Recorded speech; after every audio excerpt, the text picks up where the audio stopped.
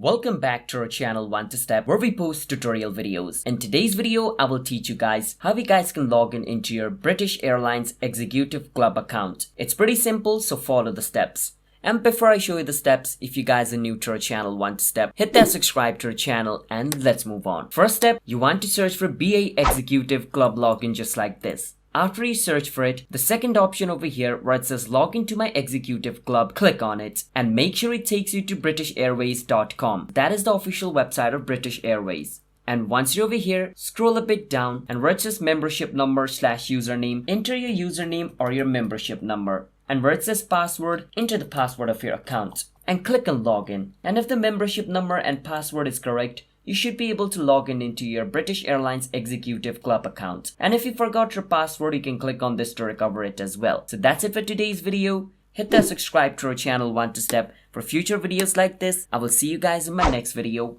Bye bye until then.